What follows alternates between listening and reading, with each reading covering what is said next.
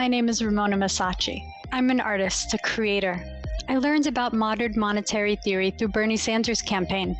I wanted to understand his economic platform, which led me to his economic advisor, Stephanie Kelton. I started reading her work, and it intrinsically resonated with me. So I wanted everyone else to learn about it. I got together with my friends at Real Progressives, and we put together this book club. For 9 weeks, we read and discussed Stephanie Kelton's bestseller, The Deficit Myth.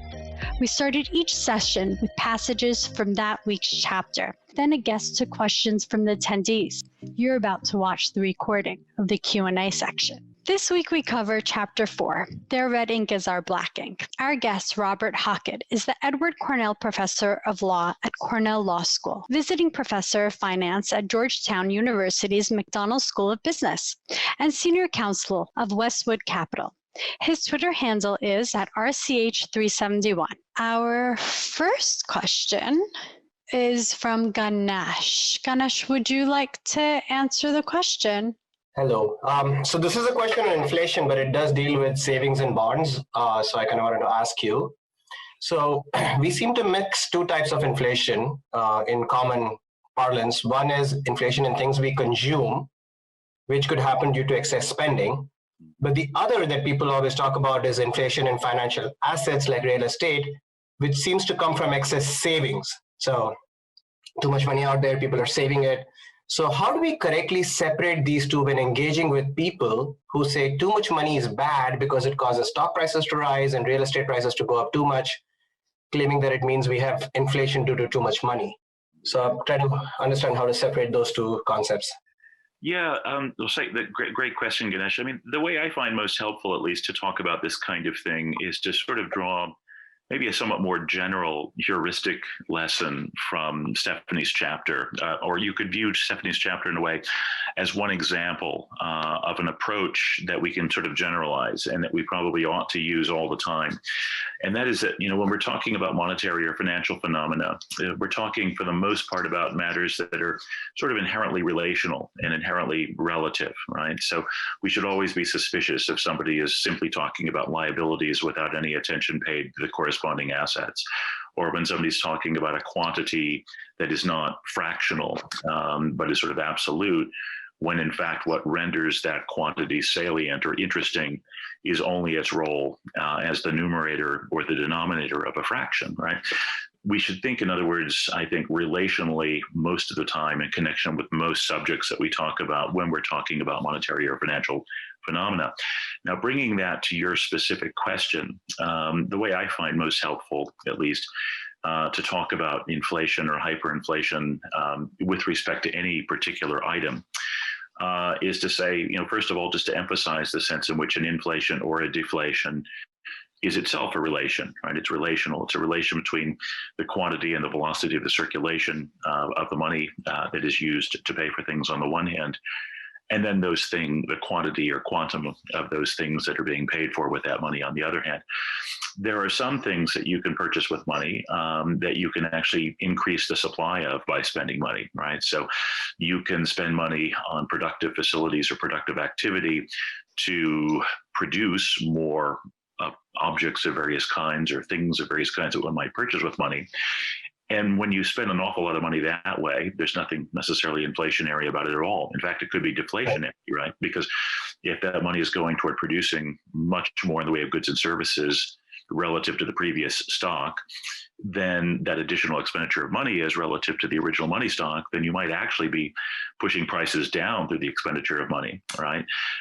Similarly, sort of, I guess I should say, sort of by comparison, if we're talking about money being spent on things that the supply of which isn't increasable, or at least that isn't being increased through the expenditures in question, then of course there's going to be inflation relative to that particular item, or at least there could be inflation relative to that item. And real estate is of course a classic case because we don't make more land, or we don't make more sort of space or geographic space in the world. Although in theory we can of course always build more apartments and so on by building up. But for the most part, real estate markets are sort of sites of speculation where people are basically bidding up the prices of things that already exist, rather than bringing new things into existence. Sort of similar story in the financial markets, at least for certain intervals of time, oftentimes what's happening is the prices of already existing financial assets are being bid up, and the quantities of those assets aren't increasing in such manner as to keep the per unit price, so to speak, constant. And so it's very easy, at least over brief intervals and even fairly sustained intervals, to get massive hyperinflations in financial markets, just like it is in real estate markets. And oftentimes these things can be reinforcing because, as you know, ever since we began securitizing and financializing real estate, we in effect have sort of basically, kind of exponentiated, you might say, the vulnerability. But I find it most helpful in any event to talk in those terms, right? Start with the point that inflation is a relation between money on the one hand and that which money purchases on the other. And then say, before you can even talk sensibly about whether inflationary pressures are even conceivable in a particular context, you have to ask yourself, well, what is it that we're imagining being purchased here? And how elastic or how sensitive is the supply of that particular item to investment expenditures, say, to produce or bring into the world more of the thing in question. If it's not particularly elastic or sensitive in that way, if it's more or less fixed, or if it's fixed over short intervals, then a sudden infusion of money conceivably could, of course, raise the prices because you got more money chasing the same quantum of goods, to use that old idea of too much money chasing too few goods. If, on the other hand, it's the supply of a particular item is quite elastic and sensitive to investment expenditure that's undertaken with a view to producing more of the thing in question, then it's kind of senseless for people to talk about inflation. And in a way, this all implicates a bigger senselessness, which is the senselessness that I sort of opened with, and that I think Stephanie very effectively attacks in this particular chapter of the book, as well as other chapters and in her life more generally, which is, again, when people just sort of talk about the amount of the debt, right, or the size of the deficit, there's a real absurdity there, right? Because it's just not interesting. It's not actually policy-wise interesting in its own right. It's only interesting when it is interesting relative to something else. This is why people who actually pay attention to the national debt of countries that aren't, even when they aren't sovereign currency issuers, don't just talk about the debt, right? I mean, in other words, even if we were talking about Greece as opposed to the United States, it would still be senseless just to talk about the Greek national debt. What's interesting from a policy point of view, what matters, what we should care about if we were Greeks, would be the debt to GDP ratio, right? Because the GDP, in effect, represents Greece's capacity to produce that with which it would pay off its debt, right? And if the debt is a tiny fraction of its productive capacity, which we sort of use GDP as a proxy for in these contexts, then it doesn't matter, even if it sounds really impressive. If I said it's 800 trillion gazillion drachma, that sort of sounds impressive. But if I said that, the GDP of Greece is 10,000 times that, then it sounds like peanuts.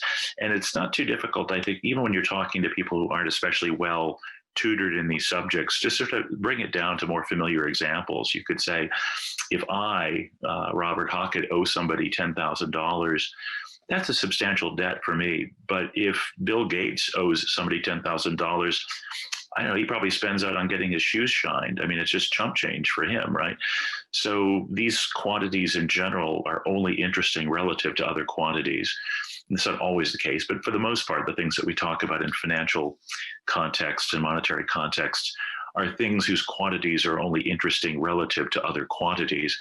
And the sort of common mistake or common blunder or common fallacy that you find in an awful lot of fear mongering and pearl clutching in these contexts usually is simply the mistake of pointing to one data point without also noting the other data point in relation to which that first data point is interesting in the first place.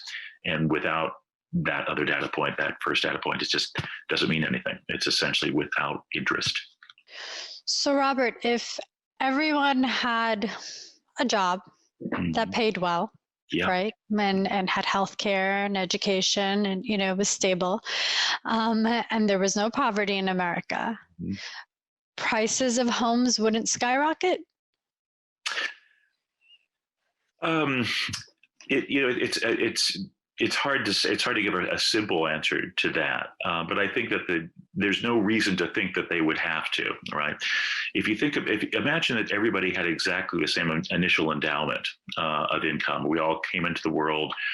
We were given baby bonds in a certain amount. There was no inheritance. Let's say that when people go to the hereafter, their property, what lawyers call escheats to the state, that's to say it goes back into some sort of a general fund, and then the state distributes out of that general fund to people as they're born, and so everybody gets sort of an equal baby bond. And some people presumably earn a bit more money than others, maybe because they are lucky, or maybe some of them make good choices as to what to sort of devote their efforts to or whatever. But basically people are sort of, let's say, much closer when it comes to their wealth endowments to one another than they are in the America of today. If you had a circumstance like that, then it would be very easy to say, all right, well, look, how expensive do we want homes to be? How expensive should homes be for people? Well, that would be a question of, how much expenditure in the way of resources or effort do we as a society have to expend in order to produce that kind of housing stock for everybody? And that's sort of independent of money, right? That's independent of any sort of price mechanism or pricing question. It's really a matter of how much of our productive capacity and resource capacity as a people do we devote to housing, and how much do we devote to other things.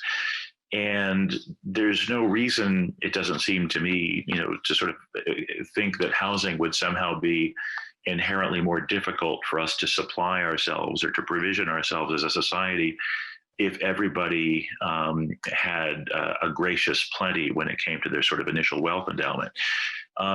What really tends to lead housing prices or real estate prices to go up is, it seems, at least in recent years, I mean, over the last 100 years or so, it seems to have very little to do with, sort of changing patterns of resource use or resource availability or basic capacity on the part of a society to produce housing for itself, and more to be a matter of the distribution of the money that's used to purchase real estate in the first place. You've probably noticed that most real estate bubbles are kind of localized. I mean, historically, that's tended to be the case.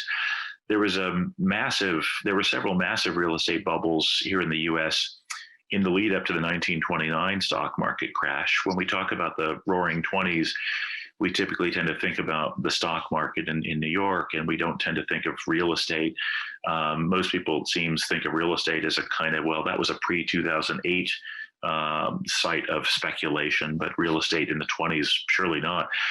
But in fact, real estate was another object of speculation in the 20s. In fact, the thing that was most interesting, I think, about the lead up to 08 was it was the first time in the States, at least in 80 years, I mean, since the 20s, where you had sort of paired financial asset price bubbles on the one hand and real estate bubbles on the other that were even kind of mutually reinforcing and interlinked in various ways. And we had sort of the same story in the 1920s. And what's sort of interesting is in both of those periods, the 20s and then the lead up to 08, the real estate bubbles in question it wasn't real estate everywhere all over the country. It was sort of massively skyrocketing. It was particular metropolitan areas. In the 20s, it was largely the sun and sand states, as they were called, Florida, California, a bit in Arizona. In the lead up to 08, interestingly, it was kind of similar. I mean, there were other places involved as well, but the so-called sun and sand states had it the worst, and then a few major metro areas that were in high demand as locations for people to move to, in short time intervals, to take new jobs or pursue new opportunities. Places like around New York, around Chicago, around Seattle, a number of other cities in the north. But in any event, if you think about it, if you step back and think about what is that common feature then of the real estate bubbles of the 20s and then the lead up to 08, it all had to do with a kind of misallocation or sort of misproportion of the total quantum of money that was spent on real estate at all, right? In other words, you had some people who had an awful lot of money to play with, a lot more people who didn't. Those people who did have a lot of money to play with seemed to be particularly interested in real estate in particular locales. And so those people basically drove the prices in those particular locales up very high, rendering them less and less affordable to ordinary folks like us. And that's, of course, you could almost think of that as a form of gentrification on steroids. And if you think about if that's the nature, if that's what's sort of most characteristic or definitive of, let's say, a real estate bubble, then you can see right away why there would be no reason to expect anything like that to happen if you had a more equitable distribution of incomes across the country, across the board in the first place, which, of course, we should expect to happen if we indeed had your predicate in place. Your predicate being everybody has a livable job, right, that pays them a gracious plenty that they can live on and enjoy a reasonable degree of material autonomy that enables them then, not to be a hamster on a hamster wheel all the time, but actually to participate in civic life and in the arts and culture and just spend time with friends and being a human being, instead of somebody who's constantly in fight or flight mode. So, one sort of related point really quickly that I'll throw in here is a lot of the work that I do of a sort of scholarly character, and certainly a lot that I was doing around the time of the last crash, was specifically devoted to the relation between the maldistributions of income and wealth on the one hand, and bubble behavior, financial volatility or financial fragility on the other.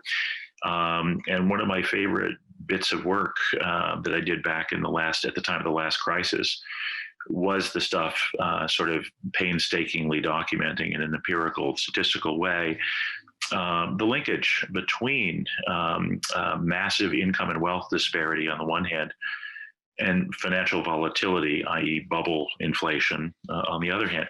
And the links are quite stark. And that's one reason why a certain statistic that you might have heard in the past is so salient and so important. And that is that, right before the crash of '08, the degree to which wealth and incomes in the US had skewed to the top of the distribution was the greatest that it had been in any time in our national history since ... drum roll, please, wait for it, here it comes, 1928. Right. It was exactly the same story.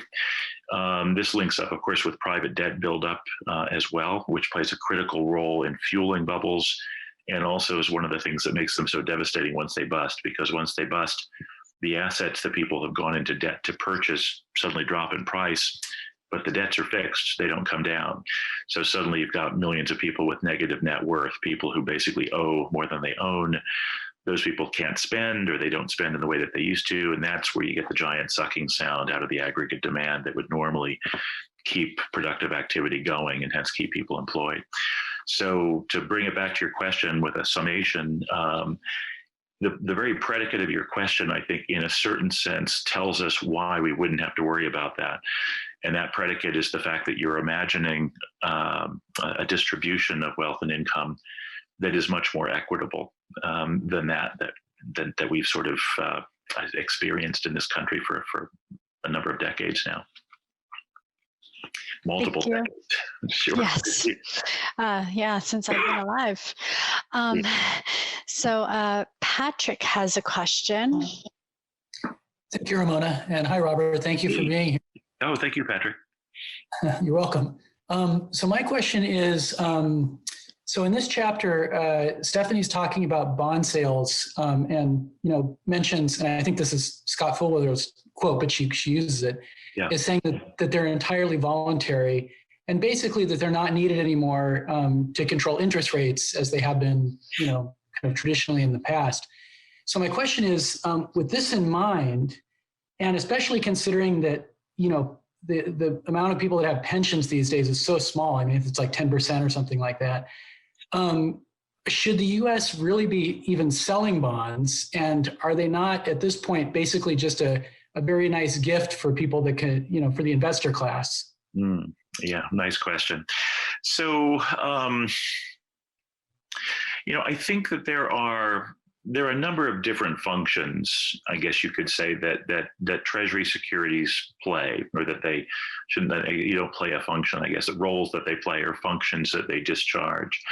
And some of them, I think, are functions that we probably still think are worthwhile functions, but functions that could also be discharged by other means. And then other of these functions we probably tend not to think of as worthwhile functions anymore, or not to be necessary at all, right? There might have been a time, maybe, this is arguable, this is debatable, but at least on one extreme view of the old gold standard days, the gold standard really did limit the discretion, the spending discretion of the fiscal authority, in which case bond sales would have had partly at least a revenue function that would have mattered, again, at least assuming that the gold standard was operating as the way some people say that it did. There are many who argue that it actually was much more sort of loosey-goosey than people realize, and it was really just a kind of, people were sort of pretending to be constrained by the gold standard, more or less in the same way that Republicans today purport to be, or claim that we're constrained, right, by some sort of debt constraint, some sort of, tipping point that we might reach or something. But leaving that to one side, leaving the controversies over whether the gold standard really operated as a serious constraint rather than a kind of voluntarily invent or pretended constraint, and imagining that it did, let's say, under some circumstances operate as a constraint, well, then there would be maybe a revenue function that selling treasuries could perform. And it seems pretty clear that that function is completely irrelevant at this point. It has been ever since we went off the gold standard, certainly after, even off of the domestic gold standard, and especially after going off the international gold standard in the early 70s. Another function they play is to provide some kind of a safe asset that can be used as a benchmark in the pricing of other assets, right? So some of you who are sort of finance savvy might know that a lot of financial market activity out there, a lot of investment activity, is done pursuant to particular formulae that have been sort of derived from various theories that have been developed when it comes to sort of what the sensible pricing of particular kinds of financial asset would be. And that pricing usually takes account of the sort of movability, the kind of the price path, you might say, of the asset in question relative to some posited risk-free asset. And the posited risk-free asset is a kind of benchmark. It's like a yardstick or something. It doesn't even really have to exist in its pure form, but it has to be sort of conceivable as something that you might imagine sort of being out there, relative then to which you can judge price movements of other assets and then apply statistical formulae to those movements to arrive at a sensible price to attach to those assets. Most of the pricing formula that are used, right, including the CAPM and Steve Ross's arbitrage pricing model, make use of some hypothetical risk-free asset like that. And it's very helpful if there ends up being a significant supply of some asset that kind of is pretty close to being risk-free, maybe even just is, or if it's not, it's close enough for government work, so to speak, to being risk-free. And it seems, of course, that U.S. Treasuries play that role worldwide. Some other sovereign instruments do as well, but they're just not supplied with the same abundance that U.S. Treasuries are.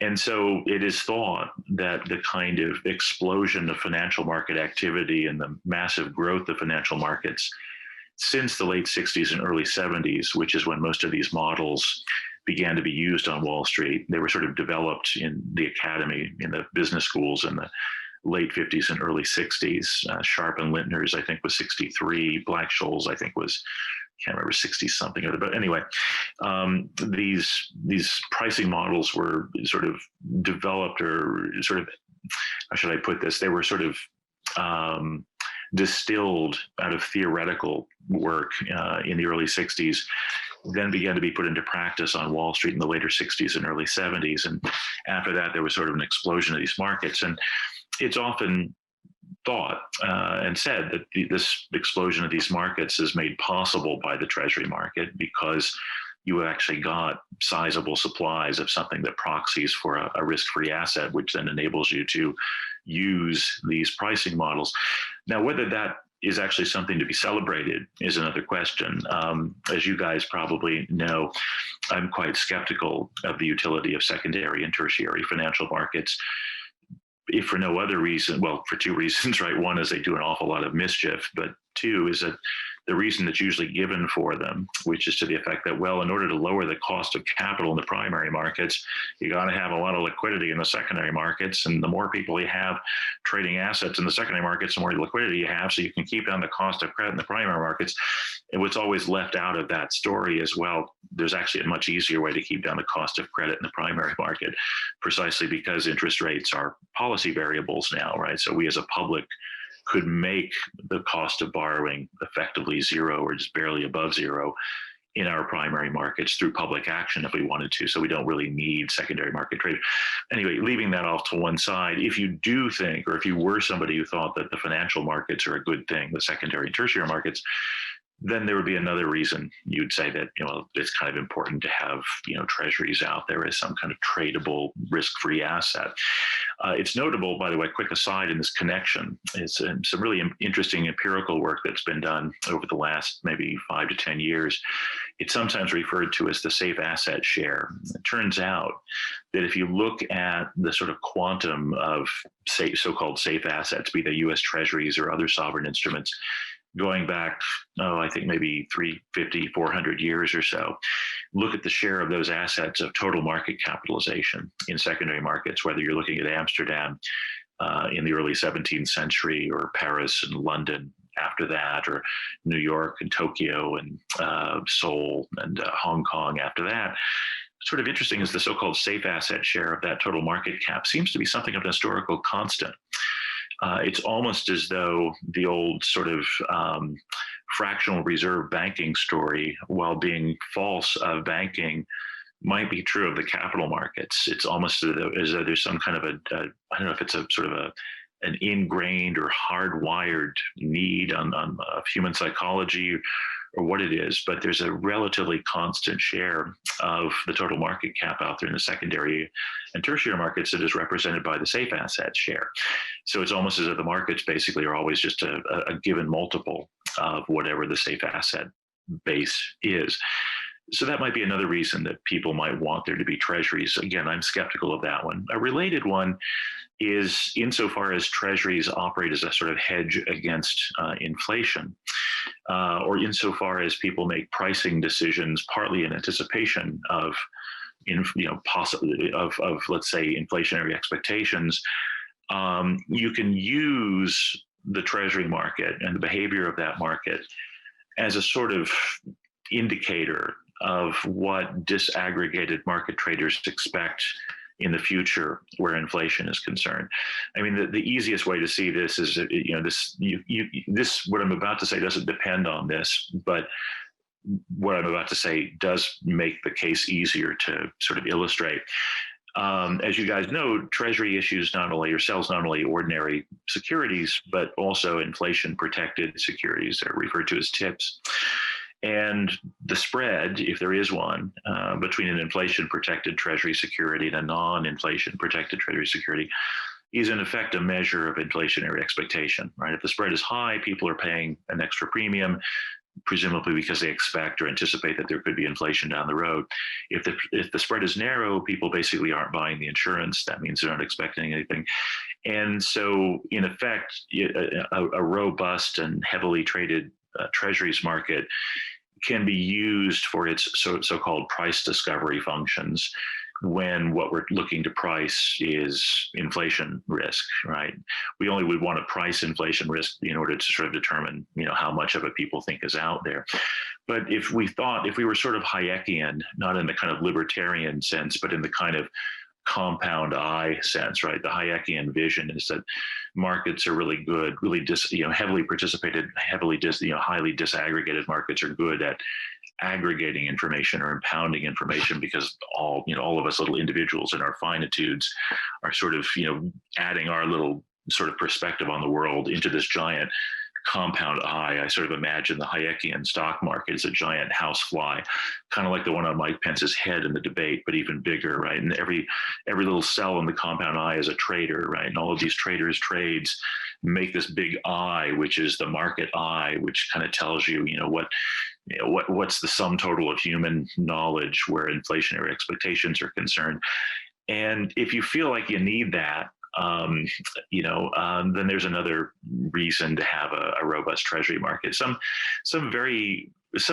friends of mine who are market practitioners or participants who are at the same time very, very progressive will argue in favor of keeping a market like that for that purpose. And this is a rare respect in which I disagree with these friends, because again, once you recognize that inflation is itself a policy variable, just as interest rates are, you don't have to treat markets like sort of augurs that where you have to do sort of fortune telling with them and sort of ask them, like the weird sisters in Macbeth, the witches in Macbeth, to sort of give you a sense of where things are going, because where things are going isn't sort of accidental. It's not the weather, it's rather within your control. So I'm skeptical about that use as well. So where does that take me? Well, it really takes me somewhere more or less to where I take you to be, and where Scott, of course, is, which is that the one remaining function of treasuries that seems to me worth keeping is something that could be kept even without using treasury securities as we sort of presently know them. And that is just, some form of some how should I put it, some sort of an instrument through which somebody can build up some safe savings, so to speak, right? But that doesn't have to be treasuries, right? I mean, that could be dollars in bank accounts or dollar-denominated bank accounts if we had an effective, what should let's say, I'm looking for a more generic word. I'll use the non-generic. If we had an effective inflation policy that kept inflation in check, you could just basically, let your nest egg be your savings in a savings account or in a bank CD, and that would perform the same function, right? And there are other kinds of government security or public or sovereign security that could be issued for this purpose. Perpetuals or consols, some variant of the old perpetual idea or the console idea that used to be a popular financial instrument issued in the UK, in particular in the 19th century. So in that sense, it seems to me perfectly fine to basically dispense with or phase out treasuries in most of the forms in which we know them and most of the uses to which we put them. If we actually were to take public control, a sort of collective control over the financing of ourselves, over, in other words, the money emission process and the money distribution and allocation process, and over the sort of saving for retirement process. If we were to take much more sort of proactive and forthright public control of these functions, which we ought to do because they are essentially public functions, then pretty much every argument that's familiar, at least, for why we should quote unquote rely on treasury markets or have treasury securities out there to the tune of 22 trillion or whatever, kind of, dare I say, wither away. They dissipate. They sort of evaporate.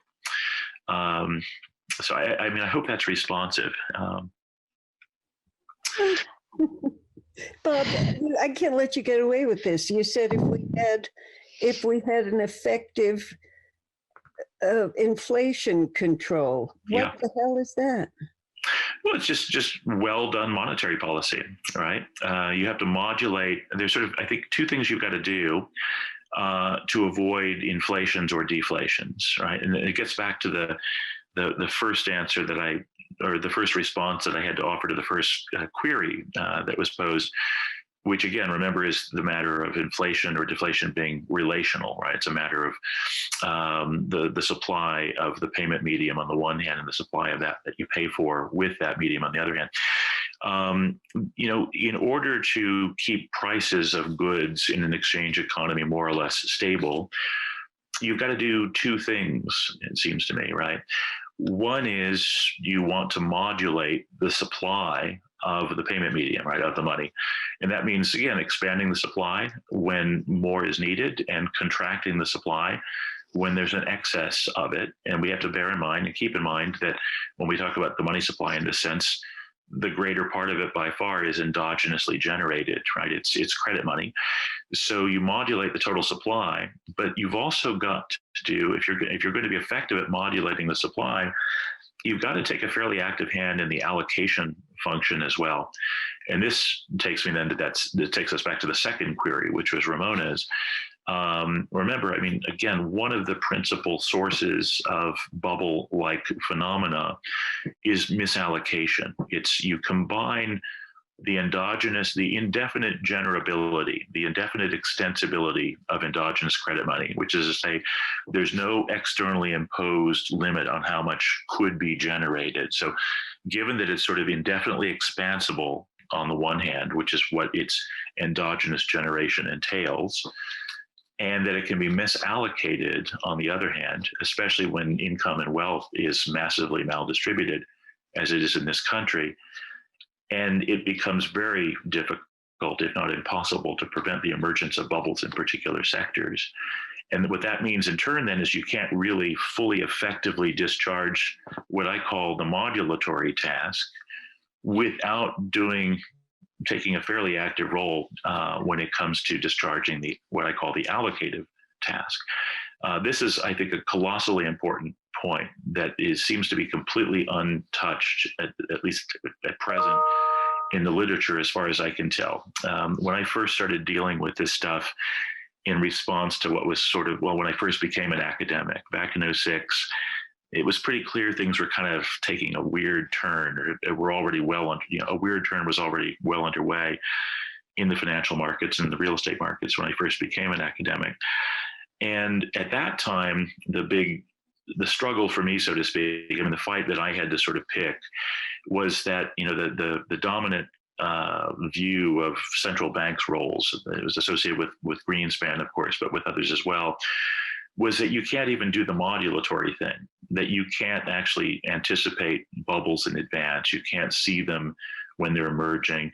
They might not even, there was sort of a strong form of this claim. I call it sort of the ontological version of the claim, and a slightly less strong form that I call the epistemological version of this claim. The strong ontological version was that I associated with the views of Eugene Fama, the Chicago Business School, the Booth School, who basically held that, and still holds, that bubbles are just impossible. That, it's anytime something looks like a bubble, it's just because the fundamentals change. And if you say, well, that's funny because, the bubble lasts about a year and then it bursts, what do you say there? Well, they change back. It's so ludicrous, it's not even worth actually arguing with it. But the epistemological version, which is slightly less insane sounding, it just happens to be wrong, was a kind of dominant view still circa 06, even as late as 08, 09, which is that, okay, maybe bubbles can happen, so Fama is wrong, but you can't possibly know when they're occurring. You can't know them when you see them. There's just no way to discern them. They're kind of like, it's as though they occur, it's like they're dog whistles in a world without dogs. Only a dog would be able to hear them at that high frequency, but there are no dogs and we can't hear them. Our ears are just not that sensitive. That was sort of the view of bubbles that was dominant. And so one of my first sort of tasks, I thought, as an academic, trying to kind of do a little bit of maybe intellectual housekeeping to sort of make us better at preventing the kind of stuff that was happening at the time, was to get some acknowledgement that you can indeed modulate credit aggregates with a view, in relation to supplies of things that are purchased with credit money, with a view to maintaining a certain constancy, right? In the relation between credit money supplies on the one hand and that which is purchased by them on the other hand. And so I dubbed this, it was novel at the time, I called it regulation as modulation. All the finance regulatory types, they were all thinking about financial regulation as a sort of an inherently microprudential thing. You're just basically looking at individual banking institutions with a view to whether they're doing safe stuff, whether they're behaving safely and not violating consumer protection laws and that kind of thing. But it seemed to me that that was a terrible mistake because you couldn't really view the macroeconomy or the entirety of the financial system as a mere sum of private sector institutions. That was a fallacy. In my view, it was a fallacy of composition, as Keynes would have put it. Because when you aggregate, you have to look not only at the thing that's being aggregated, but you have to look at the structure of the aggregation, right? In other words, if I have a car in the parking lot today, and then let's say Steve Grumbine, kind of sneaks into the parking lot tonight, and with a bunch of tools, and he just disassembles my car, and he just leaves all the parts kind of strewn about the parking lot. Well, all of the same stuff is there in the parking lot after Stephen has done his dastardly deed, but it's not a car, right? It's the makings of a car, but it's not a car. The car is the material plus the particular sets of relations among the parts, right? The parts are all integrated together pursuant to a particular form, and it's that forming of those parts that makes it a functional automobile rather than just a heap or a pile of car parts, right? And it seemed to be back in 2006 that the mistake that finance regulatory theorists, insofar as we can, dignify them with that name, were making was they were treating the financial system as being no different from the heap of car parts, so to speak, right? They weren't paying attention to the structured sets of structured relations among all the parts. And once you recognize that the relations among the parts, the system as system, is qualitatively different than just an aggregation of parts just kind of randomly assembled, then that means you've got a somewhat different task. And what I described this task as being was regulation as modulation, meaning you modulate the credit money supply, the endogenous money supply, the Vixelian bank money supply, in other words. Now, that battle, I think, is, happily in some ways been won. I mean, at least it was beginning to be won when regulators began to talk about moving to macroprudential styles of regulation and started thinking and talking more in terms of credit aggregates and not just in terms of the safety and soundness of the practices of this particular bank or whatever.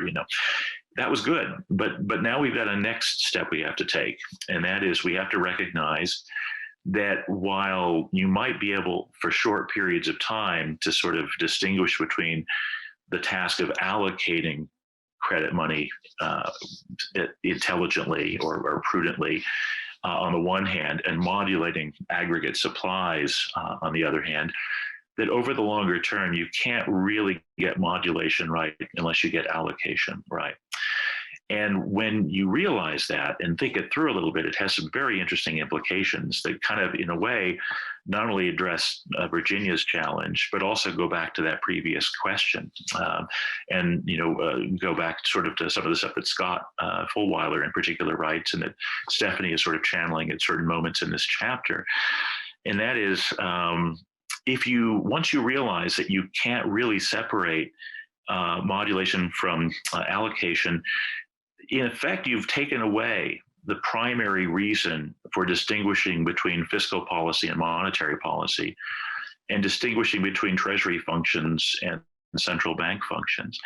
This is sort of one of the more surprising, maybe, or explosive, if that's not too vaunted a term to use, conclusions of this big article that I put out. It's kind of more like a small book than an article that I put out this autumn. It's been out for a while as a kind of a circulating working paper, sort of a monograph since I guess 2018 sometime, but it's finally officially published. It's the one called The Capital Commons, and it's in the review of banking and financial law. And basically, one of the interesting conclusions that emerges from this is that the reason that we seem to separate, basically all of the reasons that are traditionally given for separating fiscal and monetary policy and for and thus for having a separate Fed and Treasury, when you examine the arguments and trace their logical implications, it turns out that it all depends on the separability of these functions, right?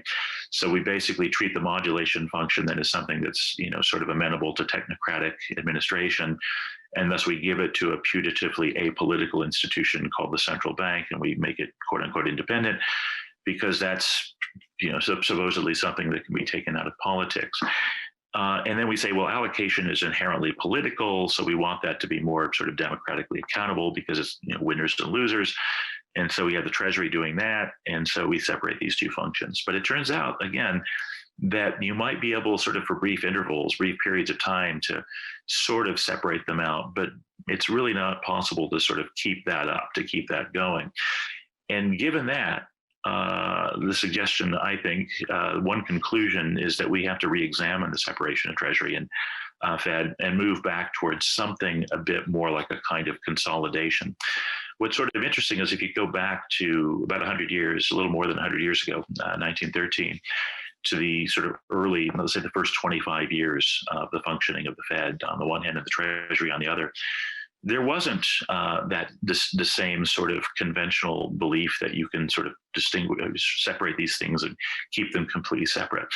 A lot of people would be surprised to learn that in the early years, the Fed chair was the Treasury Secretary, and that the Fed vice chair was the Office of the Comptroller of the Currency, who we now just call a bank regulator, but the comptroller is not just a bank regulator, the currency administrator. That's why it's called the Comptroller of the Currency. But in any event, there was that fact, and then the fact that various fiscal entities or fiscal instrumentalities of our government had offices in all of the regional Federal Reserve banks in those early years. That tells you something, right? That we didn't that the whole idea of a radical separation between fiscal and monetary, or Fed and Treasury, is fairly new, right? It's fairly recent. And again, it's predicated on and depends for its sustainability on the truth of a proposition that is actually just not true, which is that you can sort of radically partition the fiscal and monetary policy apart from one another and keep them separate. But once you recognize that you can't really do that, and that maybe we ought to think more in terms of a partial reunion, maybe a pre-1951 reunion of Fed and Treasury, then that also then undercuts, it sort of invites you to ask, well, why do we have, two sort of quasi-monetary instruments, or two monetary or quasi-monetary instruments issued by two distinct authorities, Treasury issuing treasuries and the Fed issuing dollar bills or their fiduciary equivalent, namely account money. And it turns out there's not a particularly good reason for it. And there's even less reason. It looks even more sort of arbitrary as soon as interest, of course, is paid on reserve accounts with the Fed, as it is now, which is a point that Scott has made a great deal of and drawn a lot of illuminating implications from.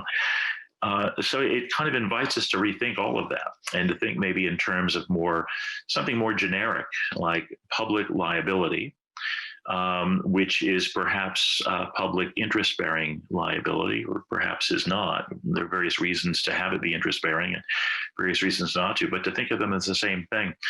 And so what's sort of interesting here, kind of fun for me personally, and this is just sort of an idiosyncratic thing, it's autobiographical, probably not particularly interesting to you guys, but just by way of anecdote, another thing that I did when I first started teaching at Cornell was I offered a seminar, and I gave it various names at various times, but it was usually focused on something to do with money or finance.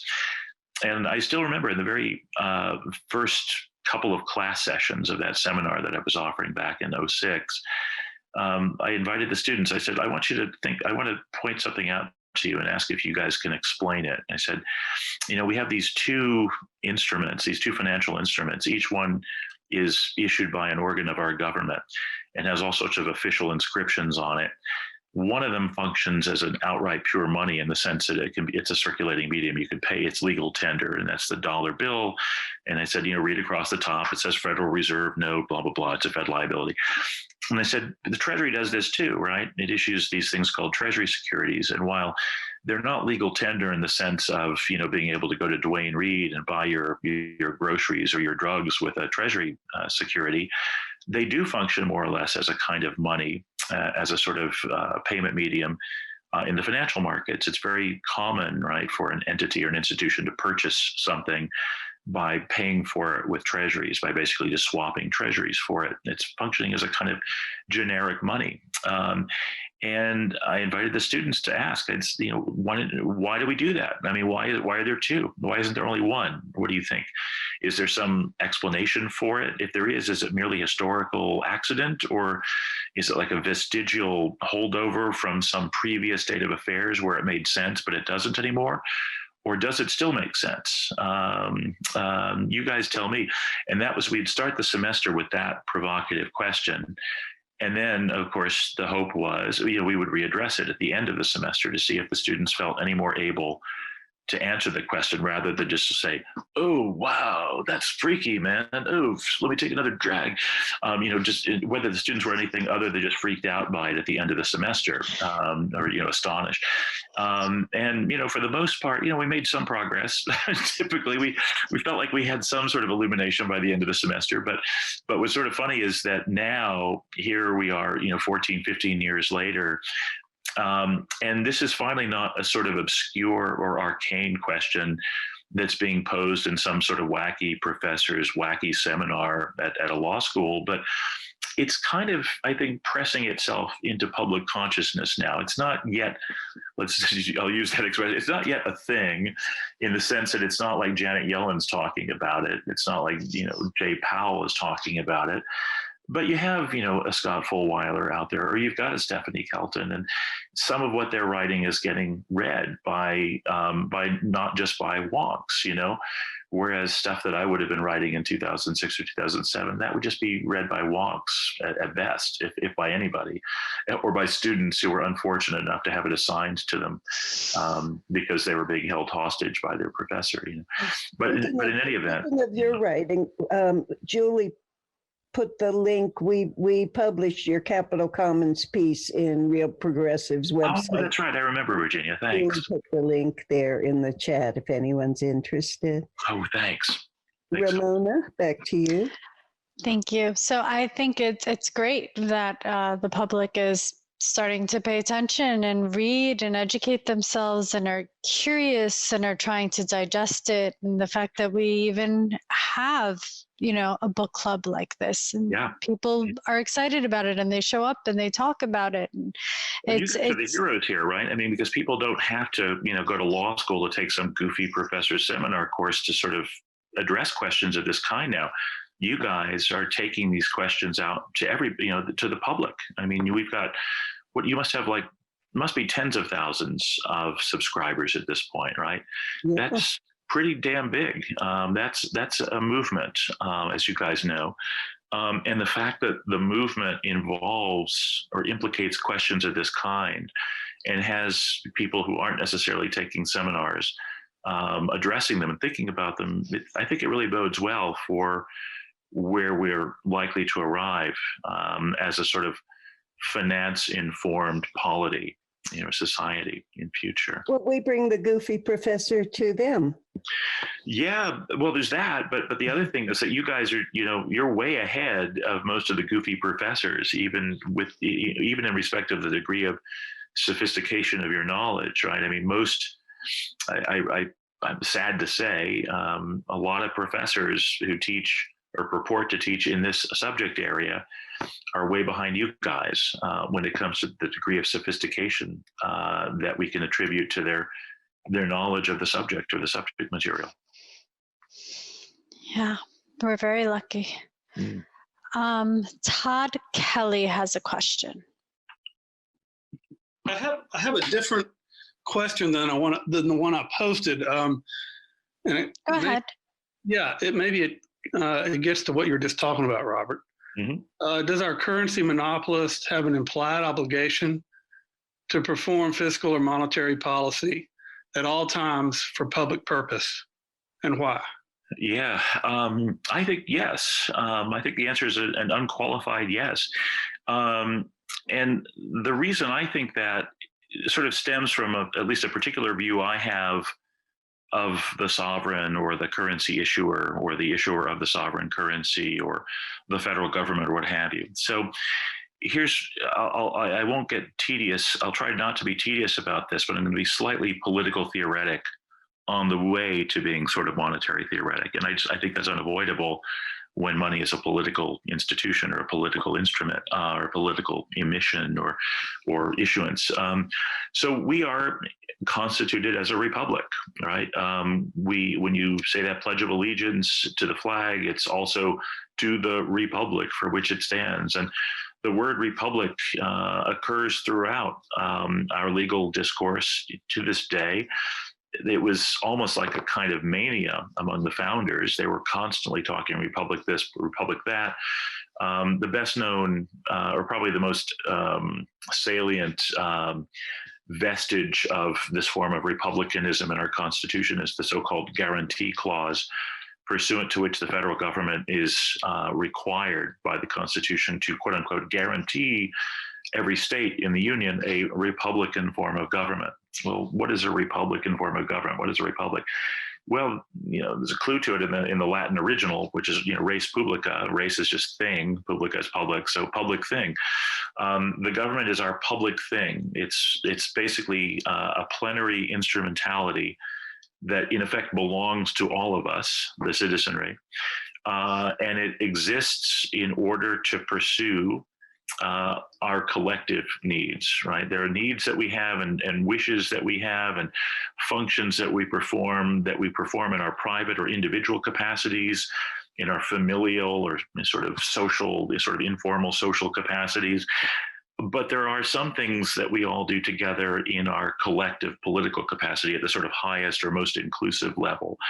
And that highest or most inclusive level is the federal government. And in theory, the idea is the federal government is supposed to handle everything that is of concern, legitimate concern to all of us as citizens of this republic, as constitutors of this republic, okay? Well, one of those essential functions, right, one of those things that plenary instrumentality has to perform is the issuance of a money system, right? And a payment system as well, if we're going to be a commercial republic, because we are not just any old republic, but we're a commercial republic, which is another way of saying sort of an exchange economy. But in order for us to have a well-functioning exchange economy or to be a well-functioning commercial republic, you need a nationally available payment system. And then you need to issue whatever it is that counts in payment on that payment system. And that is, of course, the money. This sort of connects up with some work I do in some other contexts that I really push this, what I call a sort of a contextual understanding of money, that there's a tendency people have to identify money with representations of money, right? So a dollar bill represents a dollar's worth of purchasing power, and a $5 represents $5. And there's a tendency to think, oh, okay, so the money just is the dollar bill or the sets of dollar bills or the sets of blips on the computer screen or in the sort of computing system or whatever. But actually, not even the computer blips are the money itself. They are physical manifestations of or representations of the money itself. The quote unquote money itself, as some of our friends, including Scott Ferguson in particular, will say, is more to be understood as a sort of social relational matter, right? Something that's one way to kind of make that sound less sociological and more maybe prosaic or mechanical or even just sort of dirty commercial is to say that money is simply that which counts in payment in a payment system. It's almost like a move in a game, or it's like it's a permissible move in a game. If you're playing chess, there are certain things you can do with the knight, certain things you can do with the rook. And if you try to move it in some way that isn't permissible, then you're not playing chess anymore. And it's not going to be viewed as being legit, right? And something sort of similar, we have a game that we play called paying or exchanging, right?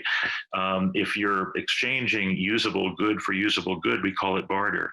But if you're exchanging just raw abstract purchasing power that you convey upon somebody in return for a good that you purchase, then we call it money. But not everything counts as a representation of pure purchasing power or as a conveyance, let's say a legally successful conveyance of raw purchasing power. But some things do count, right? There's some things that you do that count as actual legally recognizable conveyances of raw purchasing power.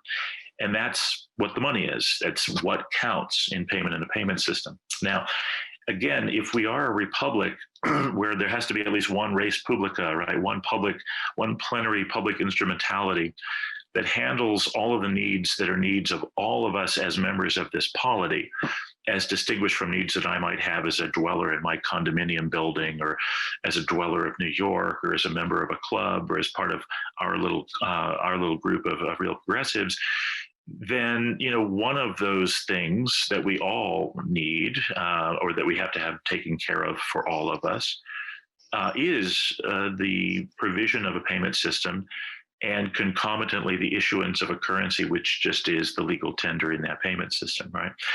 Now, that means that's the way that's the sort of way I would articulate my yes in answering your query, right? It's not so much that I think of the government as an alien thing that comes and does something to me and in consequence owes me something because of what it did to me.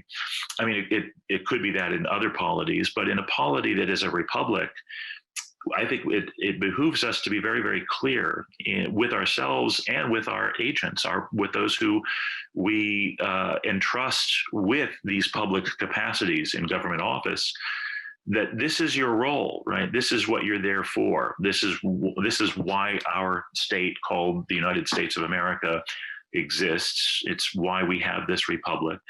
And this is your role as a holder of an office of that republic, which again, you hold in trust. You're like a trustee, and you only hold that office for as long as, your term lasts, provided that you're, not doing impeachable things and blah, blah, blah. But among the tasks that are, definitive of your office, of what you purport to be, is this particular task, right? This particular thing. So it's, we can then, once we recognize that basic functionality, that is one of the incidents of governance in a republic, right? One of those essential functions that a res publica has to perform in a commercial republic, at least, one with an exchange economy. Then we can always interrogate, or we can always debate how many things, how many entailments of that basic responsibility there are. Some would say that one of those entailments, of course, is the job guarantee, right? I also think that the job guarantee is an entailment. I don't associate it as closely with the money issuance role as some of the my MMT brethren do. I tend to associate it more with the fact that we recognize property law, and that we let people own stuff, including land, and we let people own productive assets of a sort that empowers them or authorizes them to exclude others from it. And I think if we have property law that allows me to own the means of production, so to speak, and then not employ Ramona, that's just not legit. Ramona, as a citizen, shouldn't have to depend on my good graces as somebody whom our law allows to own stuff before she can actually labor productively herself. I think she is owed her own means of production, so to speak, her own means of sustenance, as a simple entailment of the fact that we actually carve up property and let people own it, and including, letting people concentrate the ownership of it. In effect, we have a form of feudalism even to this day. That was the offense of feudalism, of course, is 3 or 4 families can own all of the land.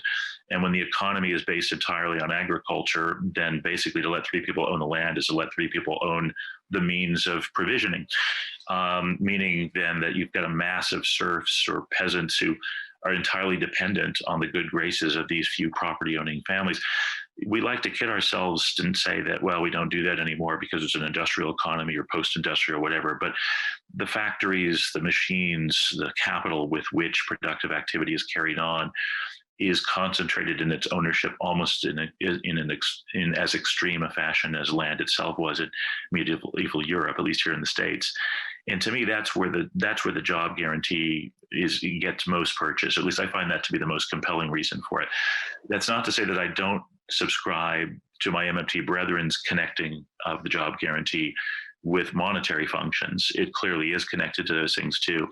It's just to say that in my sort of primitive mentality, where I just tend to think of in really sort of simple, kind of I don't know, very visceral terms. I'm just imagining, you know, Bill Gates basically just took everything for himself and now says, you can't earn a living unless you sort of make me happy.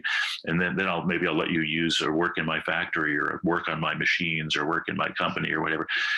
That hits me a little bit more hard, I guess, because of just this kind of basic primal feeling that I have a right to the means of material sustenance that's equal to Bill Gates's and anybody else's.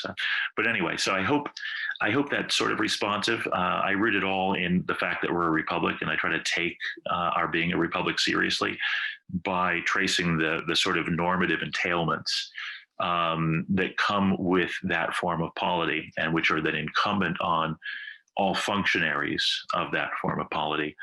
And of course, the functionaries in question here are all federal officials of one kind or another. Yes, it's unfortunate that our republic has forgotten their role. Yes, indeed. Indeed. Raul has a question. Hello, Raul. Good evening, Robert and Ramona. I think Secretary Yellen's name came up, so I'll just maybe formalize my question through that. Any thoughts on the appointment of Treasury Secretary Yellen? Is she a deficit hawk, a deficit dove, or a deficit owl? Thank you.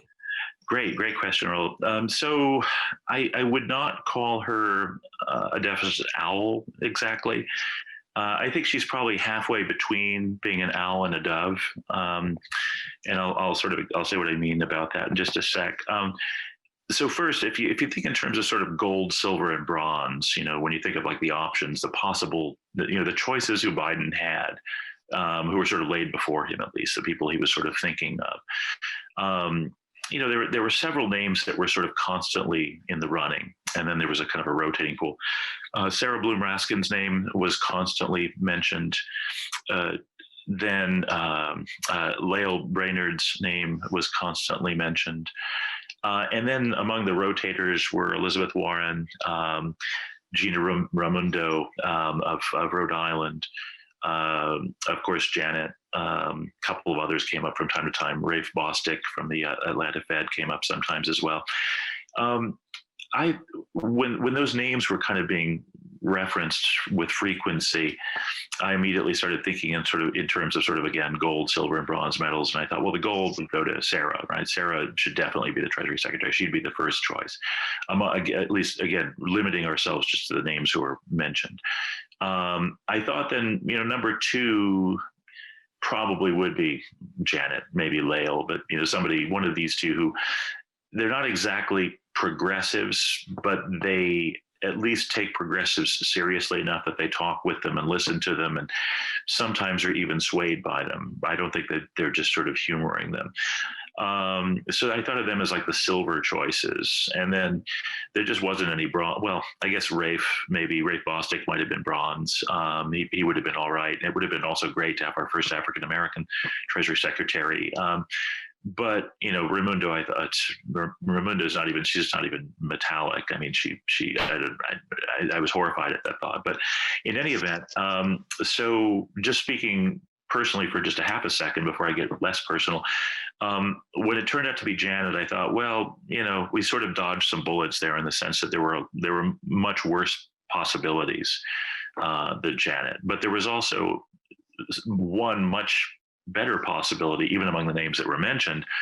And then that's, of course, not to mention other names of people who we know and care about, but who wouldn't have even been countenanced by the Biden people, because they are, after all, the Biden people, right? So, where does that leave me when it comes to sort of, apart from my sort of personal, feelings of like, oh, okay, somewhat relieved. It was her speaking more sort of objectively or less sort of personally or idiosyncratically. Where do I think she is? I think that she's like a lot of orthodox economists who are not sort of testosteronically committed orthodox. Somebody who's sort of subject to reason. I mean, she's movable. She's able to change her mind about things, and she's able to kind of grow and to learn, it seems to me. in a way that somebody like Larry Summers, who seems to be testosterone poisoned, where he just digs in and just stays what he is, exactly. Those people like that are kind of, they say that hormone hardens the arteries, but I think it hardens the synapses as well, or sort of, I don't know, maybe it hardens the brain in a way that just renders it no longer flexible or capable of learning or adapting or forming new synapse connections or whatever, or neural connections, I should say. But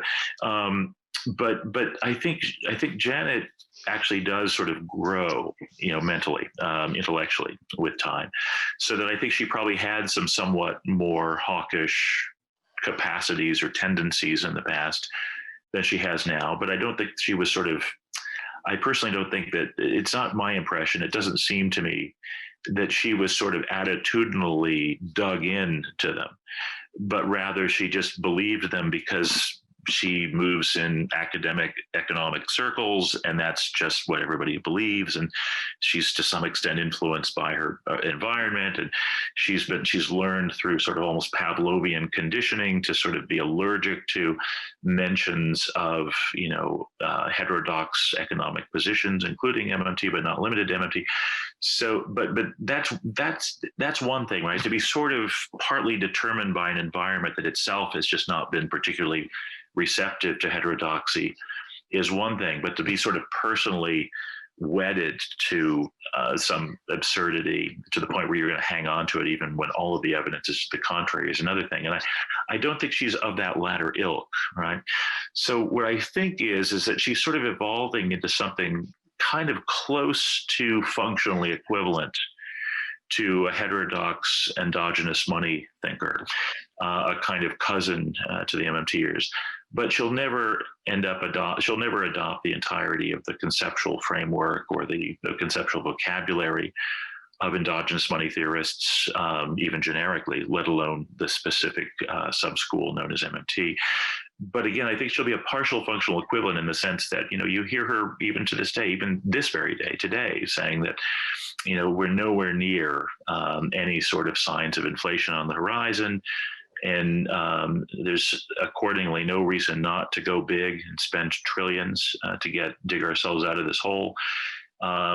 That's good, right? When she says it's because interest rates are low, that's of course regrettable.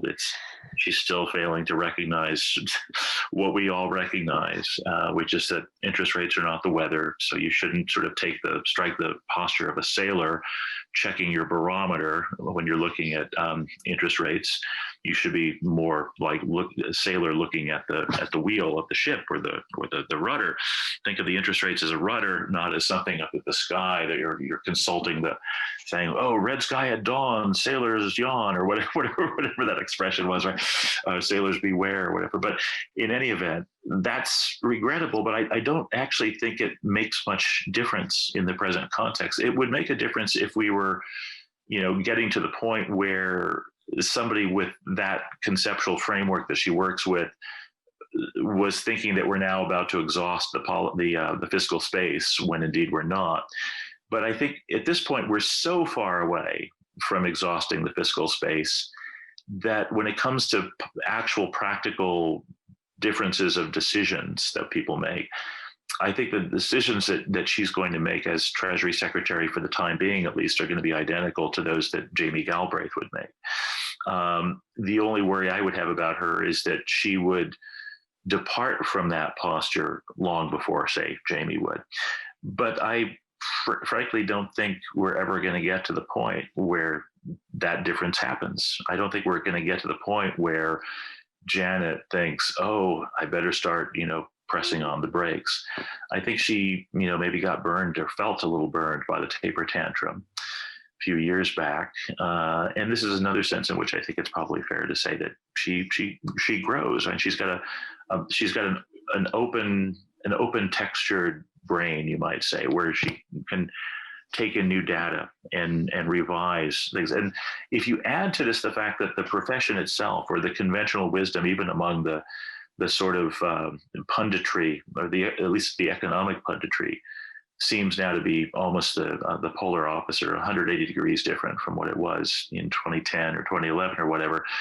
That means, of course, that her surrounding environment is also more congenial to owl type policy pursuit, even if one doesn't justify it in one's own mind with the same sort of conceptual frame that an owl would use to get there. So I guess this is a long-winded way of saying that I think when you're butting up against, when you're approaching the boundary line between a heterodoxy and an orthodoxy, then the reasons that you have for pushing a policy can matter, because of course those reasons will push in a different direction once you reach that particular point. But I think we're so far from that point that it almost doesn't matter what the reasons are, as long as the policies are the same. And I think that this is where she is, actually. And the fact that quite a few of our heterodox friends, my brother Paul McCulley in particular, is a great believer in her and has every confidence that she's going to be entirely, dovish in the right way here. I think it gives me further, sort of optimism.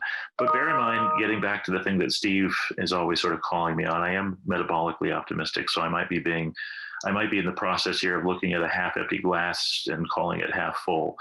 I might be wrong, but so far looking pretty good. It's looking like it could have been an awful lot worse, and it might not, it could be better as well, but it's pretty damn good compared to what it might have been and what it has been, and where I think it's likely to go in the coming years, coming 2 or 3 years at least. Okay, so I am really hoping that the amount of suffering that's going on out here decreases exponentially, and that the suffering of the earth itself also decreases, and somebody actually addresses that in our republic. Right. Yeah. So that's where I'm at. I'm going to be overly optimistic just so I could see that happening. Just to sort of be able to imagine it in order then to strive for it. Right, exactly. Yeah. That's really where I'm at. Yeah, and it's funny. This is in a sense, this is sort of like this implicates what you can sort of think of as like the proverbial $64,000 question here or something. And it's this. I now believe it's more likely. I believe a particular proposition that I'll specify in a moment is more likely than not to be true, whereas some months back I was still thinking it was more likely than not to be untrue. And here's the proposition. The proposition is that the real reason that Joe Biden was so dreadful, such a horrible prospect as a candidate to most of us up until, say, last spring, and for many people, of course, beyond spring, was not because he had fundamentally warped values or was just fundamentally evil or was a creep, but because he actually just didn't know what was going on. In other words, there are two grounds on which somebody might be wrong with respect to policy, it seems to me, and it could be both of them, right? One is that you just might have the wrong values, right? You're Hitler or something. You just don't think that non-Aryans have the same rights that Aryans have or whatever. That's just fucked up, right? But another reason might be that you might have the same values as everybody else, but the facts on the ground to which one applies those values appear different to you than to other people. So if in my little world, everybody seems to be prospering, everybody looks happy, everybody's got a smile on his or her face, everybody lives comfortably, nobody works unreasonably hard or unreasonably long hours, everybody is able to spend tons and tons of time with their loved ones, family, friends. It's almost like the world that, in my world at least, let's say, it's almost like the world that Keynes imagined and the economic possibilities for our grandchildren. In my sphere, if I see that's how things look, maybe because I just happen to live in a rich neighborhood or something, then I might have the most sound values of justice imaginable, but I just don't see justice being offended because what I'm surrounded by, it looks like everything's hunky-dory, right? On the other hand, if I were to live someplace else, like basically where all of us live, anywhere that any of us lives, my sense of justice, my values would be offended. They would be implicated differently. My values would be implicated differently because I realized that this world that I'm living in does not even come close to conforming to my ideals of justice, right? Now, I had previously thought that Biden probably is a mix. He's probably a little icy. He's probably to some extent just clueless about what's going on in the world, but he probably has some pretty warped values too, because he's one of those mainstream Dems or whatever. And this is the way I sort of thought all the way up until probably April of this past year. Basically until Bernie finally endorsed Joe, I was not only against Joe, but even kind of mean about it. I was sort of almost on a daily basis making, mocking or sardonic remarks about him that I actually kind of almost want to cry about now. I feel like I was maybe unfair, but just hard to say. But here's what has emerged in my view as a possibility, at least, and it's now striking me as more likely than not. But again, that doesn't mean it's a sure thing. I've come to think over time, over the last 9 months or so, that maybe Joe's real problem was much more the isolation, doesn't have a clue, basically doesn't see what's going on out there problem, and that the values were okay, but that the understanding of what people were actually living with, the conditions that people were living in, was different. And that the COVID pandemic on the one hand, and then the outright murder of George Floyd and police violence following that at protests and the like on the other hand, was to some extent a bit of an eye-opener for him. Sort of maybe, kind of confronted him with the fact that the world isn't as comfortable as his nice neighborhood outside of Wilmington is, right? I couldn't help but analogize him to, the first election that I was really paying any kind of close attention to was with George H.W. Bush, right? The older George Bush. And I remember during that campaign season, one of the big, quote unquote, a big meme sort of that emerged and circulated was George H.W. Bush made a trip to a grocery store just to see how Americans live. And there were scanners being used to scan the prices of the groceries. And apparently grocery stores had begun using scanners only after the last time George H.W. Bush had ever been in a grocery store. So he sees these scanners, he's a beep, beep, beep, beep, beep. He goes, hey, what's this? What's this little contraption here? Well, this is really something. Look at how quick that is. They don't have to push keys or anything. You just scan this thing. What is it? What are these lines? That's a barcode, Mr. Bush. What's a barcode? Well, this is what the scanner sort of gets to do. I remember that. You remember that? I remember that. And this was used as a sign of just how out of touch this guy was with just ordinary American lives. Now, in one sense, that was fault-worthy, right? I mean, yeah, you kind of think if you're going to run to be people's president, you ought to kind of know how they're living. On the other hand, you think, well, okay, he's been in these elite circles forever. He was CIA director, he was vice president, blah, blah. So yeah, he probably doesn't buy his own groceries. He probably has like some person who gets paid to go out and get the groceries, right? So yeah, he doesn't know how grocery stores work. He doesn't know anything about checker technology. He doesn't know whether the bags are recyclable now, or paper or plastic or whatever, because why would he be going to grocery stores?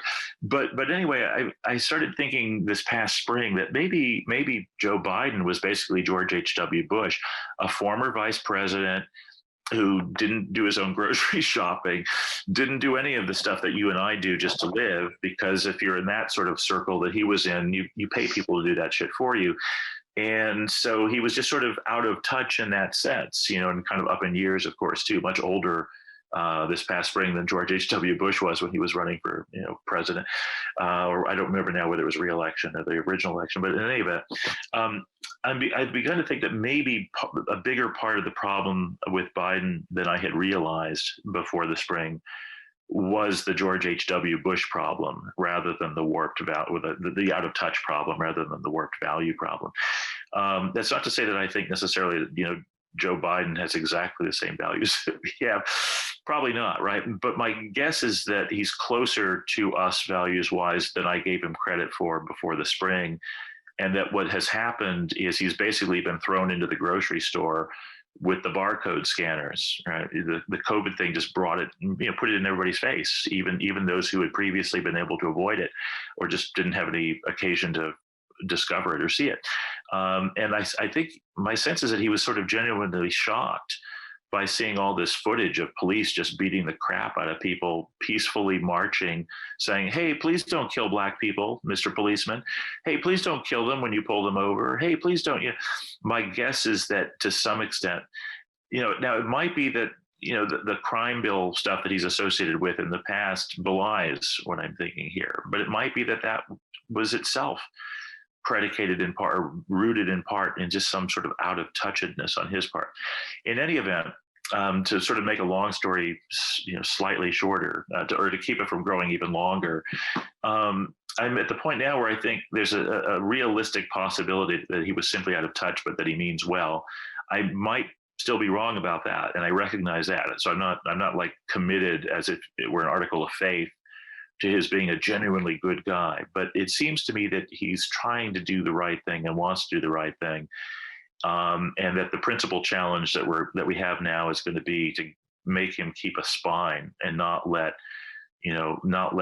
Austerians cow him or make him sort of, and he doesn't show much sign of caving so far, and neither does his team. So I'm still kind of optimistic, but as usual, it's a kind of somewhat cautious optimism. I won't be, in other words, like totally flabbergasted if he turns out to be what I used to think he was. I will, however, I think be surprised, because I do tend to think now that I was probably a little over the top uncharitable before. Okay, I am going to allow that to be the vision of the present and the future. Yeah, for the time being. Jason Call has a question. Hi, Robert. This has been fascinating talk. I really appreciate it. I want to disagree slightly on the Biden issue, because I was in Wilmington 4 months ago canvassing for a progressive Senate candidate out there. And there are parts of that city that are absolutely economically destroyed. And I would say that somebody like Biden, who is not really understanding or seems to be ignorant of it, there's got to be a willful ignorance in there. I mean, you can't turn your eyes away from this kind of thing without some kind of reason. So I appreciate your optimism. I hope it does turn out that way. So my question initially was, am I right in thinking that these price quantity choices are designed to ensure wealthy people get wealthier with less risk than other investments? Because it sure seems that way. I think you have answered some of that. And then you brought in the idea of res publica, the responsibility of the government. So how much do these financial instruments and the Fed contribute to the income inequality that we have? We want policy that works for everybody. It obviously is not working for tens of millions of people. This specific part of the economy, how much is it contributing to that inequality? Yeah, I think it contributes enormously to it. I think, in effect, it is what underwrites it at this point. I think it's what makes it happen. There are many causes, I assume, or probably more than assume. I think it's probably fair to say that there are many causes of sort of initial inequalities, so that you can't sort of lay the entirety of initial inequalities at the footstep of finance or of a financialized economy, or at the doorstep, I meant to say, of a financialized economy. On the other hand, I think that once there are sort of initial inequalities that have sort of widened out far enough that some people are enabled basically to deploy lots of surplus on financial markets, once that becomes possible, the problem snowballs, right? The problem becomes sort of self-exacerbating at an accelerating rate. So I think that a financialized economy of the kind that we have now guarantees that the already rich are going to become much richer. And not just that, but that the gap between them and the non-rich is going to grow. And there's plenty of empirical data that bears that out, right? That is what happens, basically. The only real question is, okay, what's the process, right? What are the mechanics of it? What makes that turn out to be the case, rather than just be like sunspots or, sort of an interesting accident or coincidence. And it's not that difficult, right? Some of the work that I mentioned before that I did a lot of around the time of the crash in 08 and 09 was specifically devoted to the mechanism, right? It was a sort of a multi-part mechanism that I sort of mapped out. And it's very easy to show the sense in which the financialization process again, grows the gaps themselves. It grows the gap between not the rich and the poor, but between the hyper rich and everybody else, basically. Right now, whether the sense in which this is by design is another, or whether it's sort of by design, I think is a slightly different question, which I think could be answered sort of in the following way. I would say kind of yes, right? But only kind of yes. And here's what I mean by that. So whereas it's very easy to show that the financialization process grows the gap, and that's just like, again, that's sort of an inexorable working out of the mechanics of financial markets. Whereas that is just a fact. What the attitude toward and responsibility for that is among particular individuals or policymakers or whatever is somewhat ambiguous. And here's what I mean by that. Some people, I think, are fully aware of the fact that that's how it works, and they love it, and they want it to work that way. They're beneficiaries of it, and they'll sell their own grandparents if they have to keep it working that way. There are some people like that, and I think some people like that. Most people like that are people who are actually practitioners in these markets, but lots of them also are lobbyists, or they hire lobbyists, and God knows lots of them have been appointed to government positions over the years at various sort of critical times. So there are such people. There are other people, I think, who don't necessarily seek it or want it to happen, but either can't imagine what they could do to change it, or frankly don't care enough to want to work hard to change it, even though if they could flip a switch to change it and it were that easy, they would do that, right? And I think of those people as being, they're not evil in the same way that the others are. To use sort of a legal concepts here, you could say that the first group of people who are sort of perfectly down with it and doing everything they can to make it stay that way, they're kind of like intentional tortfeasors, right? Somebody commits a tort, they intentionally harm somebody, they punch you in the face, or they steal your car or something, then that's an intentional tort. Sort of just below intentional torts, when it comes to the degree of culpability of a person, is the reckless harm causer, right? If I'm reckless of the danger I'm imposing others to, or upon others, exposing others to, if I'm willfully oblivious to it, to use your language before, Jason, in describing what you think Biden has to have been about Wilmington's more hard-hit areas, if you're sort of willfully ignorant, then again, you're pretty close to being intentionally responsible, but just slight, maybe a degree or two short of that. And then below, of course, recklessness and degree of culpability, where you're still somewhat culpable, but not quite as culpable as if you were being reckless, is the sort of somebody who's negligent, right? Where you're kind of careless. You should have done better, but it's not like you wanted to do poorly. You just were kind of irresponsible, or just being stupid, or being adolescent or something. Now, I happen to think that the people who have the capacity, at least collectively, if not individually, to change these arrangements, unfortunately include people who meet all of those three descriptions. There are, in other words, some people who I think are just outright deliberately culpable. There are others I think are just kind of reckless. They don't really want it, but they're not complaining about it, and they are sort of aware of it. And then finally, there are others who just, they just don't care enough to pay close enough attention to see what's causing it, and thus how to circumvent that causation, right? How to short circuit that process and make things work better. And the real question is, what portion of responsible parties, sort of falls into each of those, let's say, three buckets, or under those three headings. And where are they placed, right? Are some of them presidents, or, Congress members, or what have you? And I frankly think that in recent years, a disproportionate number of people in really high, positions of great authority and influence are of that worst category, the first one where it's like the intentional tortfeasor rather than the reckless endangerer or the negligent slob or whatever, right? I think, in other words, I think Mitch McConnell knows exactly what the fuck he's doing, and he's perfectly happy with it. And I think pretty much every Republican in Congress is probably like that at this point. Not all of them, but pretty damn close to all of them. I think among the Democrats, some Democrats are like that too, distressingly many, in fact.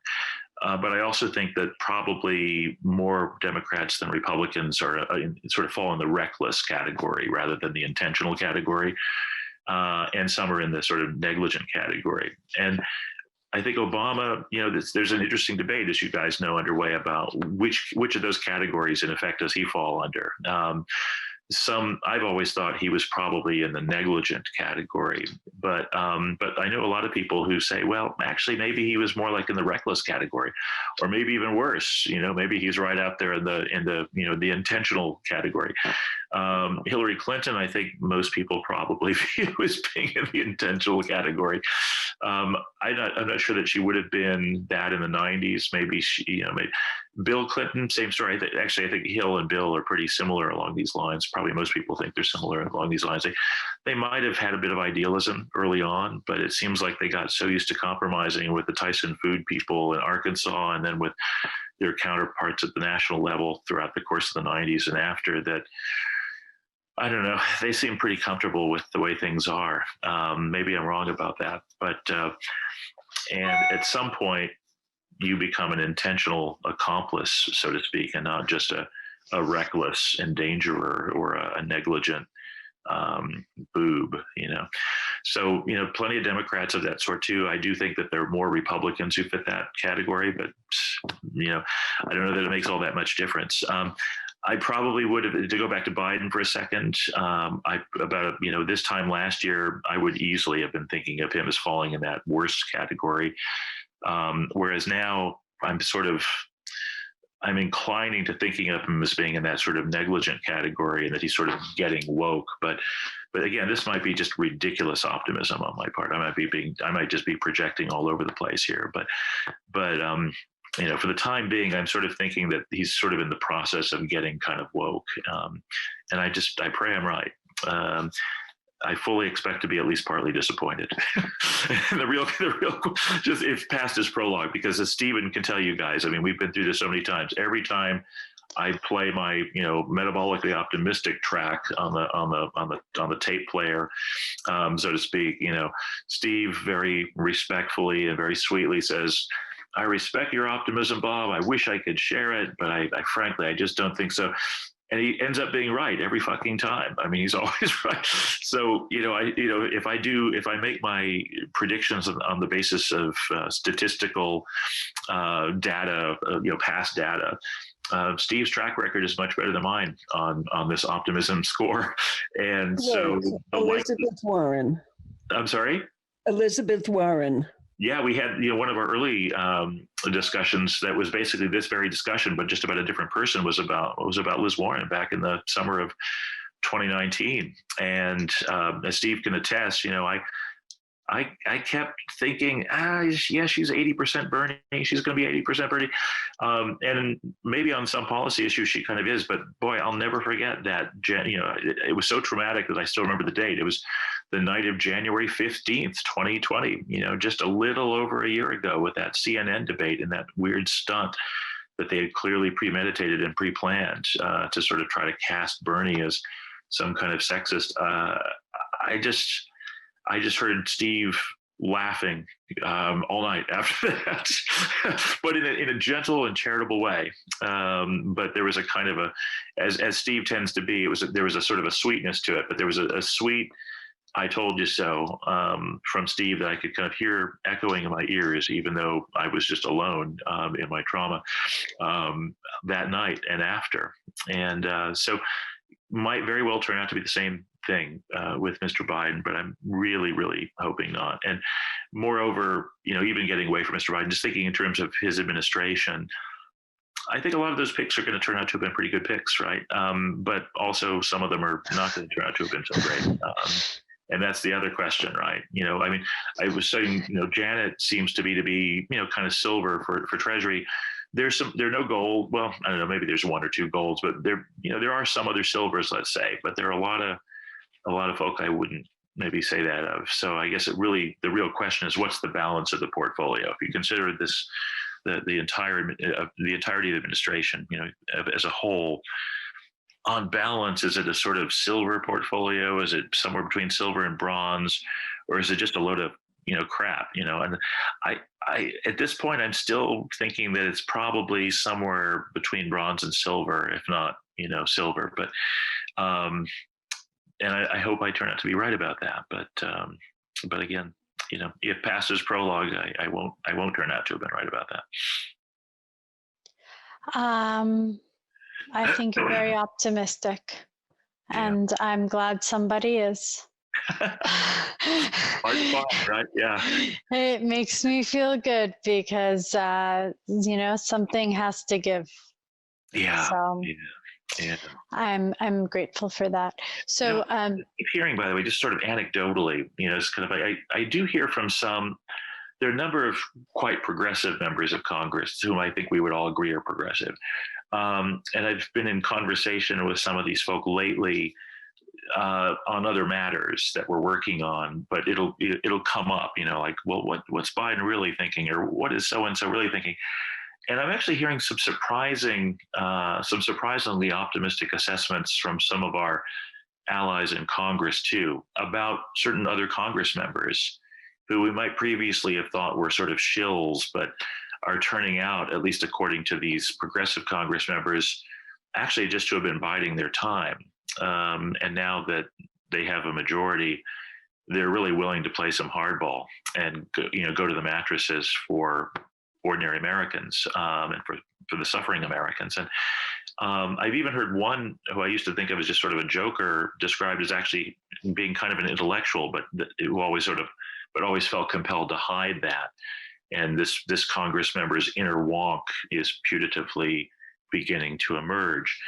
And when I hear things like that from, again, well-established progressive Congress members, so I think I don't want to tip any hands at the moment, but some names I think we would all here agree are sort of among the good guys, people who are part of the Bernie team until Bernie conceded.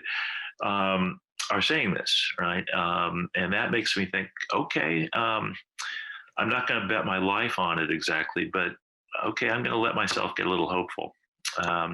If I'm disappointed, it won't be the first time. I can handle it, right? Although I don't know that the country can handle it. I don't know that all of us can handle it as a society, as distinguished from me as my my psychological capacities or whatever to handle it. Well, we could add to those progressive Congress members, because Jason Call, that just asked you the question, is running in Washington 02. Excellent. Mm-hmm. And he is a good friend of mine. He ran last election cycle, and his website is callforcongress.com. Okay, I think I maybe check that out. I'll make a point of it, though. Yeah. And he's an MMT candidate. So the next question we have is from Aaliyah. Okay. She wants to know Treasury bond auctions. This seems like a gigantic facade to maintain a false impression of monetary objectivity, as if the Fed isn't pulling the strings. Supposedly, the auction determines interest rates. But if no primary dealer wants to jeopardize their relationship with the Fed, then it's really all orchestrated. Yeah. What are your thoughts? Yeah, I think there's no question, but that's true. It's a funneling operation, right? I think it's a kind of wink, wink, nudge, nudge operation to sort of get around a goofy constraint that's written into the Federal Reserve Act, which constraint itself maybe made sense in some prior incarnation of the markets, but again, depending on whether we believe that the gold standard truly operated as a constraint as distinguished from a kind of fig leaf that was hid behind by people who wanted to be constrained anyway. But if it really operated as a kind of external constraint on policymakers, at least until such time as it could be legislated out of existence, then maybe the open market operations sort of mechanism, made some kind of sense, and maybe it really constituted something of a safeguard, and that there really were distinct operations going on, and private market actors were playing a role in determining the price, i.e. the yield, i.e. the interest rate.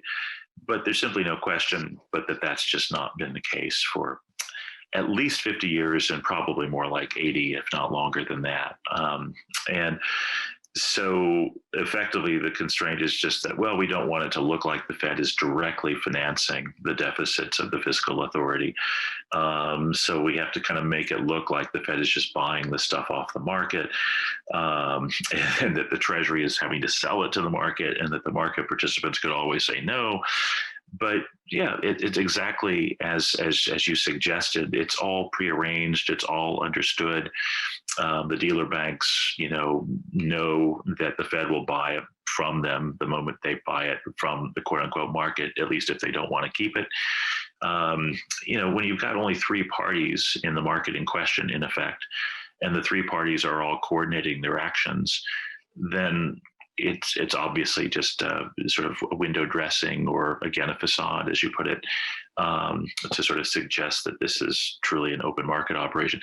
I sometimes sort of jokingly refer to these as just market operations rather than open market operations. They're not open, there's nothing really open about them.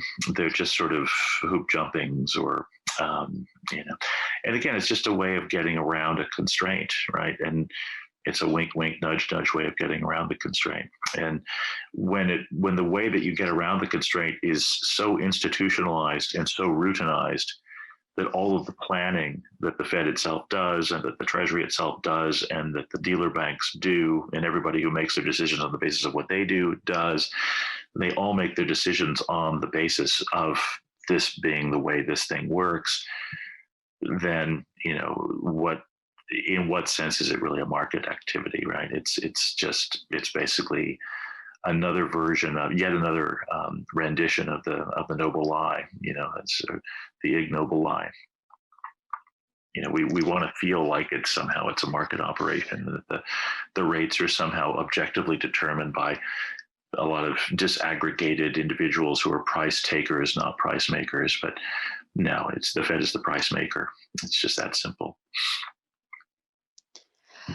So that is all the time that we have for tonight. Thank you so much, Robert, for answering all of our questions. Truly appreciate it. Oh, a pleasure. I'm sorry I get a bit long-winded. I hope that they were decent answers, even if they were. It was wonderful. I've learned so much, and it's great. And the more we do this, the more we learn, and that's really the goal. Yeah, and me too. I always tell Steve I learn more from, I think, our conversations than he does, and that's certainly the case tonight as well. So thank you guys so much for helping me sort of continue to kind of grow a little bit and learn a bit more as I go along. You can find more of these recordings at realprogressives.org. There's one for each chapter. Go to the media menu and look for the RP Book Club. While you're there, be sure to check out the Macro and Cheese podcast and a wide range of other materials on MMT and other progressive issues. Thanks for joining us.